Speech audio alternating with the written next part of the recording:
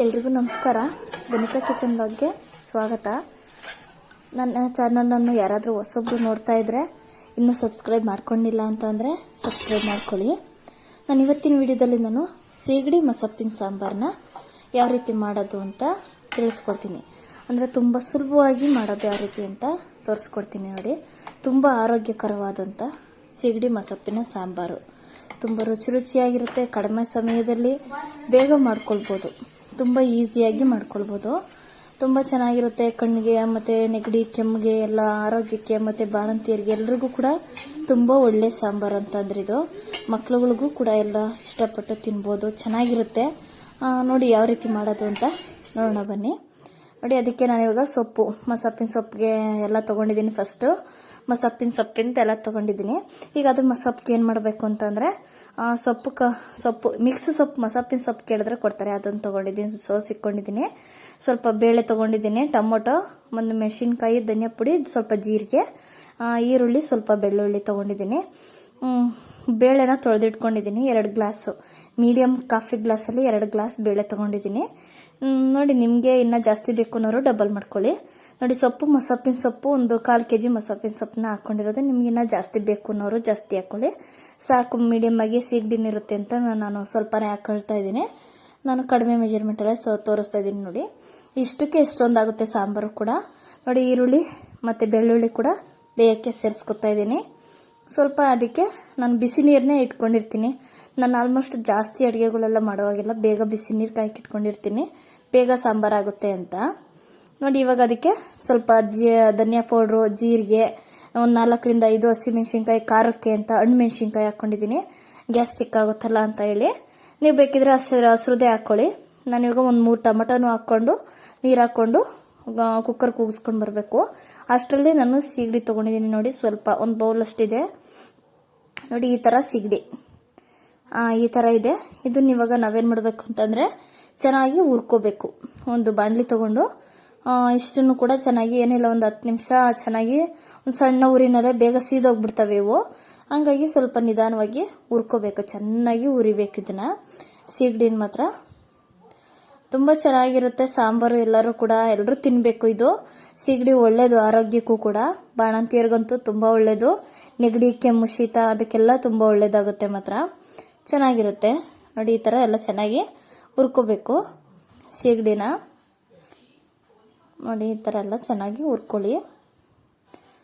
ನೀಟಾಗಿ ಸಣ್ಣ ಊರಿನಲ್ಲೇ ಹುರ್ಕೋಬೇಕು. ಇಷ್ಟನ್ನು ಹುರ್ಕೊಬೇಕು ಚೆನ್ನಾಗಿ.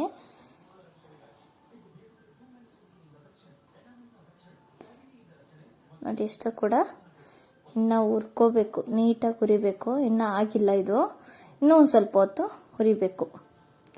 ನೋಡಿ, ಇಷ್ಟು ಹುರ್ಕೊಂಡಾದ್ಮೇಲೆ ನೋಡಿ, ಇವಾಗ ಒಂದು ಬೌಲಲ್ಲಿ ತಣ್ಣೀರು ಇಟ್ಕೊಂಡಿದ್ದೀನಿ. ಹುರಿದಿದ ತಕ್ಷಣ ನೀರಲ್ಲಿ ಹಾಕ್ಕೊಂಬಿಡಿ. ನೀರಲ್ಲಿ ಹಾಕ್ಕೊಂಡು ಸ್ವಲ್ಪ ಚೆನ್ನಾಗಿ ತೊಳ್ಕೊಬೇಕು. ಒಂದು 5ರಿಂದ 6 ಸಲನೇ ತೊಳಿಬೇಕು, ಚೆನ್ನಾಗಿ ತೊಳಿಬೇಕು. ಯಾಕಂದರೆ ಸ್ಮೆಲ್ ಹೋಗಬೇಕು, ಹಂಗಾಗಿ ಅದಕ್ಕೋಸ್ಕರ ಹೇಳ್ತಾ ಇದ್ದೀನಿ.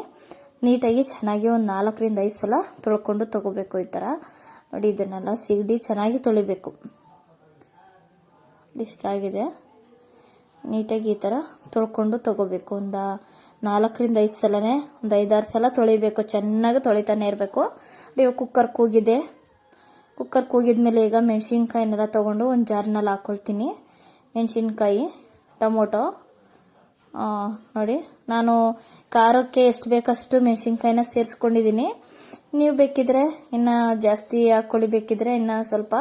ನಾನೊಂದು ಮೀಡಿಯಮ್ ಖಾರ ಇದೆ, ನಮಗೇನು ಜಾಸ್ತಿ ಏನು ಖಾರ ಬೇಡ, ಅಷ್ಟು ಹಾಕ್ಕೊಳ್ತಾ ಇದ್ದೀನಿ. ನೋಡಿ, ಟೊಮೊಟೊ ಮತ್ತು ಸೊಪ್ಪು ಎಲ್ಲ ಇದೆಯಲ್ಲ, ಮೇಲ್ಗಡೆ ಸೊಪ್ಪು ಅಂಥದ್ದು, ಈಗ ಬೆಳ್ಳುಳ್ಳಿ ಆ ಥರ ಎಲ್ಲ ತೊಗೊಂಡು ಹಾಕ್ಕೊಳ್ಬೇಕು ರುಬ್ಬೋದಕ್ಕೆ ಅಂತ. ನಾನು ನಮ್ಮ ಮನೆಯಲ್ಲೆಲ್ಲ ನಾವು ಯಾವ ರೀತಿ ಮಾಡ್ತೀವೋ ಆ ಥರ ತೋರಿಸ್ತಾ ಇದ್ದೀನಿ. ನೋಡಿ, ತುಂಬ ಸುಲಭವಾಗಿ, ಈಸಿಯಾಗಿ, ತುಂಬ ಚೆನ್ನಾಗಿ ಬಾಣಂತಿ ಎಲ್ಲರಿಗೂ ಒಳ್ಳೇದು ಈ ಥರ ಸಾಂಬಾರು ಅಂತಂದರೆ ಆ ಥರ ತೋರಿಸ್ತಾ ಇದ್ದೀನಿ. ನೋಡಿ, ಈರುಳ್ಳಿ ಬೆಳ್ಳುಳ್ಳಿನೂ ಕೂಡ ಎಲ್ಲ ಹಾಕ್ಕೊಳ್ತಾ ಇದ್ದೀನಿ.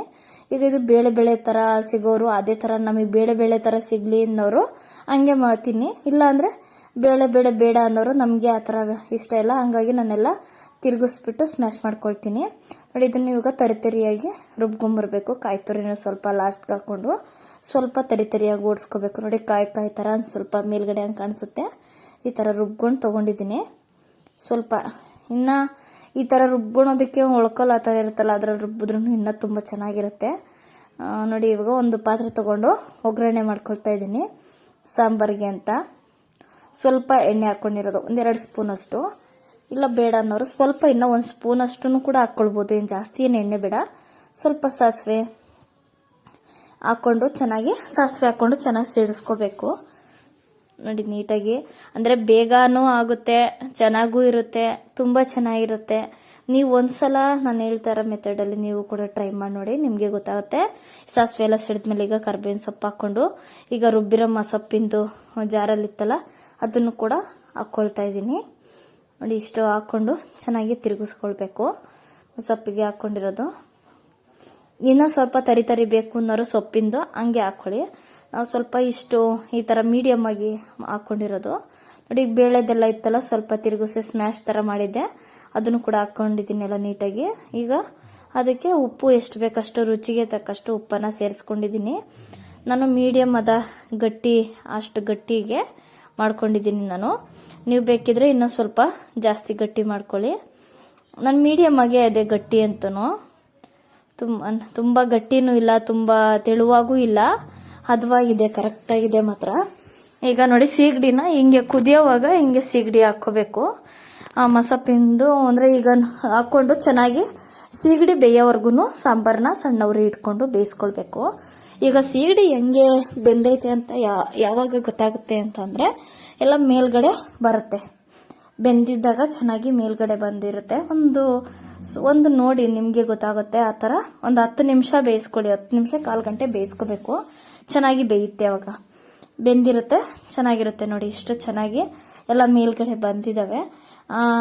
ಆಲ್ಮೋಸ್ಟ್ ಅಲ್ಲೇ ಹತ್ತತ್ರ ಆಯಿತು. ಇದಕ್ಕೇನಿಲ್ಲ ಅಂತಂದ್ರು ಅನ್ನ ಸಾಂಬಾರ್ಗಂತೂ ತುಂಬ ಚೆನ್ನಾಗಿರುತ್ತೆ. ಈಗ ಬಾಣಂತಿಯರಿಗೆ ಅಂತಂದರೆ ಜಾಸ್ತಿ ಮುದ್ದೆ ಕೊಡಲ್ಲ, ಹಂಗಾಗಿ ಅನ್ನಕ್ಕೆ ಹಾಕ್ಕೊಟ್ರೆ ತುಂಬ ಚೆನ್ನಾಗಿರುತ್ತೆ. ನೆಗಡಿ ಕೆಮ್ಮಿಗೆ ಎಲ್ಲ ಚೆನ್ನಾಗಿರುತ್ತೆ. ಇಲ್ಲ ಅಂದರೆ ಮುದ್ದೆ ತಿನ್ನೋರು ಮುದ್ದೆನೂ ಮಾಡ್ಕೊಂಡು ತಿನ್ಬೋದು. ಬೇರೆಯವ್ರಿಗೆಲ್ಲ ಈಗ ನೆಗಡಿ ಕೆಮ್ಮು ಶೀತ ಇರೋರಿಗೆಲ್ಲ ಮುದ್ದೆ ಮಾಡ್ಕೊಂಡು ತಿಂದರೆ ಒಳ್ಳೆಯದು ಮಾತ್ರ. ಇಲ್ಲಾಂದರೆ ಅನ್ನದ ಜೊತೆಗೂ ಒಳ್ಳೆಯದು. ನೋಡಿ, ಎರಡರ ಜೊತೆನೂ ಕೂಡ ತಿನ್ಬೋದು, ತುಂಬ ಚೆನ್ನಾಗಿರುತ್ತೆ, ಈಸಿಯಾಗಿದೆ, ಆರೋಗ್ಯಕರವಾಗಿದ್ದು ಅಷ್ಟೇ, ಅದನ್ನೇ ಹೇಳ್ತಾ ಇದ್ದೀನಿ.